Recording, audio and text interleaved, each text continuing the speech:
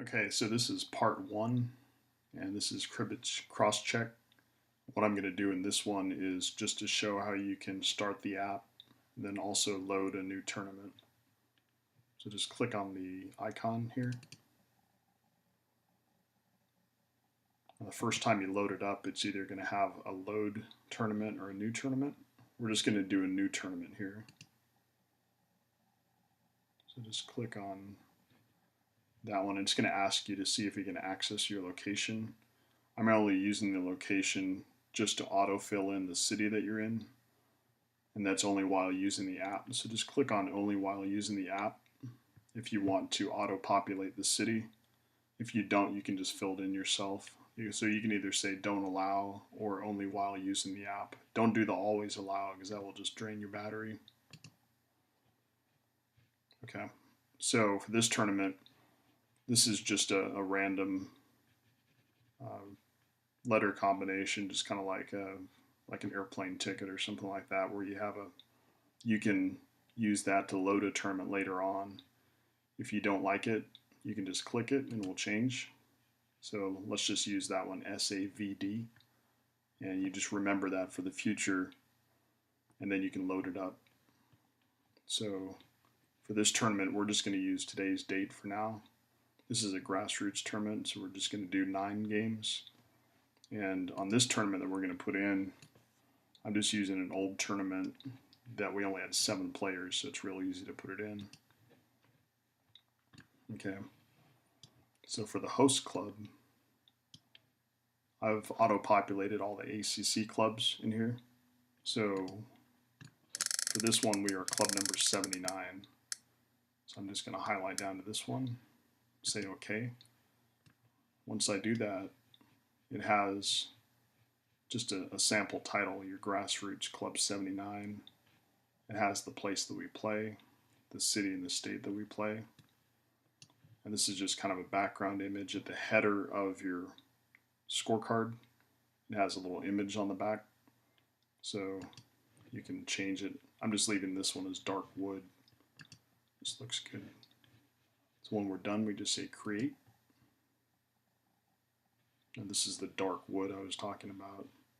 It has your title, city, state, where you play at, then your date, and then that's your code so you can remember for the future. These are all empty cards right here. So on this one we had 7 players. Okay, so what we're going to do is I'm going to populate them. I'm just going to walk you through the first couple ones here. So for card number 1, click on it. Okay, I'm going to type in the player's name. Okay, so you just click right in this area here. The first time it comes up, the keyboard is a little slow. So this one is Roz. So as you type it in, it's going to look up the name library. So this one is wanting to be Ro, who's another lady in our tournament. So now we have Roz. You can either keep typing her name or you can just hit OK, and we'll just fill it in. This is her icon. I haven't put in her ACC number yet, but we can put that in later.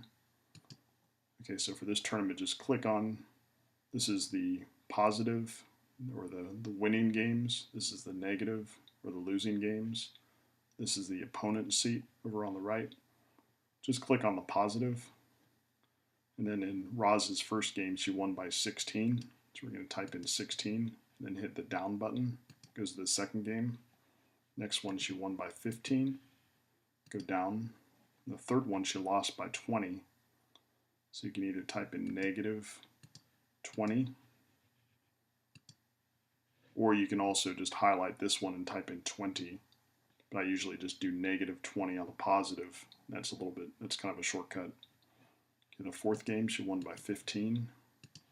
Fifth game, now watch this one. She actually won by 71 on this one. So this one was a skunk. So you can see all these other ones, she got 2 game points. In game number 5, she gets 3 game points because it was a skunk. Okay, 6th game, let's go over to the right. So I could put a negative 25 here, or I could go over to the right and just simply type in 25 of the negative. and that's the same. And I'm going to type in 7. This one is negative 15, and then negative 13. Okay, I'm going to go to put in the seat numbers. So if I'm at the bottom game, just hit down. It will take you to the top seat.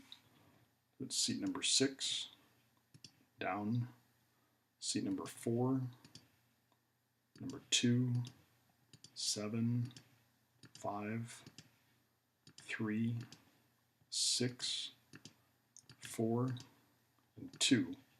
And when you're done, you can either hit the done symbol or you can just hit down on the bottom one. And that just does the same thing. That just completes it. So when you're done, it's going to cross-check. So what it's showing here is if it's in blue,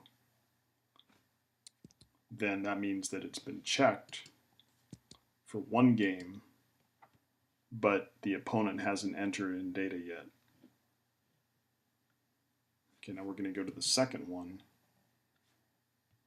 Now this is Linda, so I'm going to type in Linda's name, and that should pop up.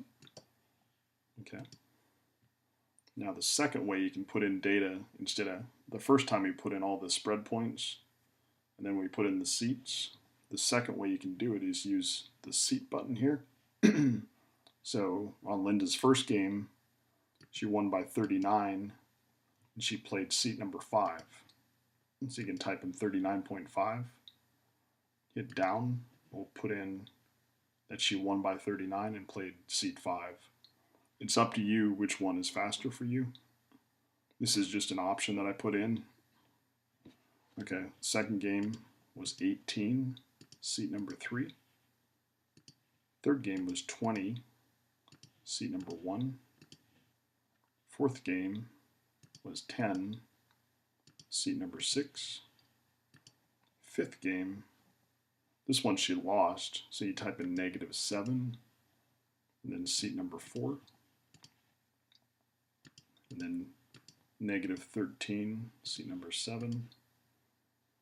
Negative 4, seat number 5. And negative 22, seat number 3. And the final one is 13, seat number 1.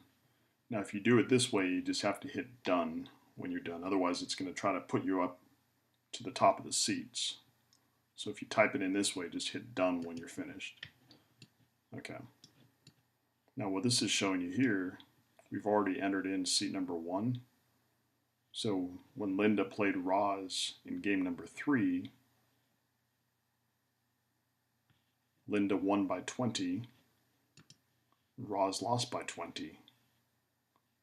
Linda said that she played, or Roz said that she played Linda, who was seat number 2. If you go to Linda's, she's saying that she played Roz, was seat number 1. So all that is cross-checked, and that's green. They actually played each other again in game number 9. So Linda won by 13, Roz lost by 13. So all that's checked out. When you're done with a card, you can use these buttons at the top to go to the next card or the previous card. I only have seat numbers in here. You can't do letters. You can't do A1, A2. It has to be 1 through the number of seats. That just makes it a little bit easier for me. But when you type it in, it automatically calculates your game points. Skunk is 3, a win is 2, a loss is 0. It adds up the number of game points. Number of games won as a positive spread, negative spread, your net spread.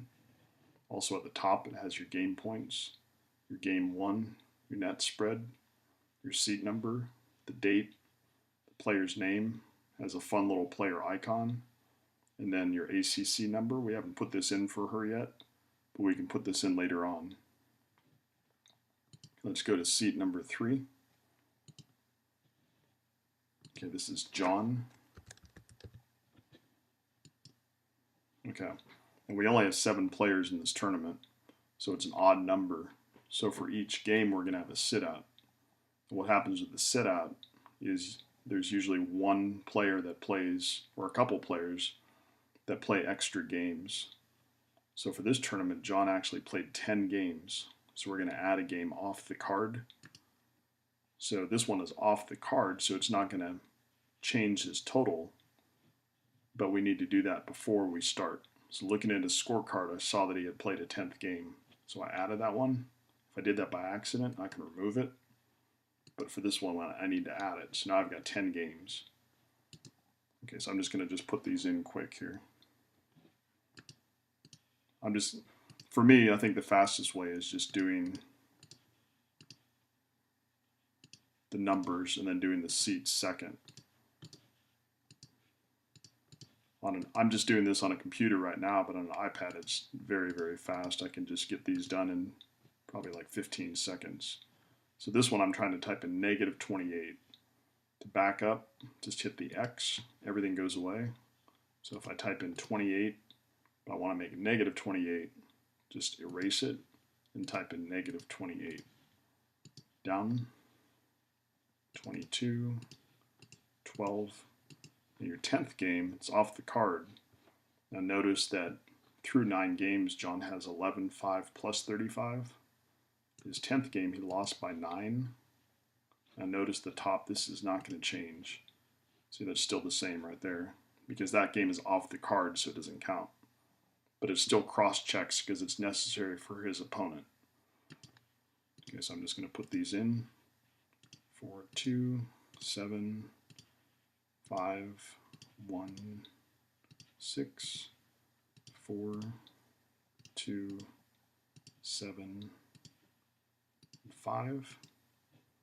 Now this 10th game is still used for cross-checking, and you can see a couple of these, the ones they've already entered, have been cross-checked. So I can go to Linda's card by hitting this arrow next to the seat number. That takes me to card number 2 and takes me back to card number 3.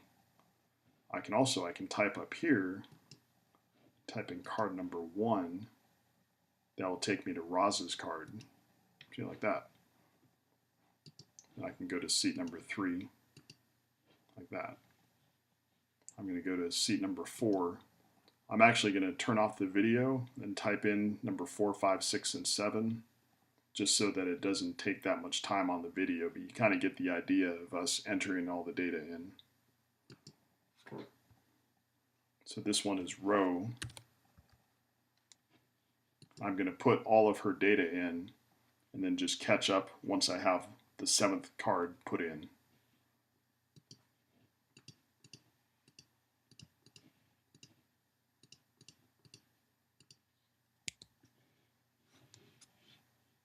Okay, so I've put in all the seats except for the last one, which is actually mine here. So let me just type in my name.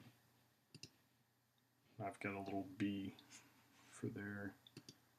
Okay, so I'm just going to just type in, I'm just going to do it my preferred way, which is scores first, -15, -55, 20, 13, 15.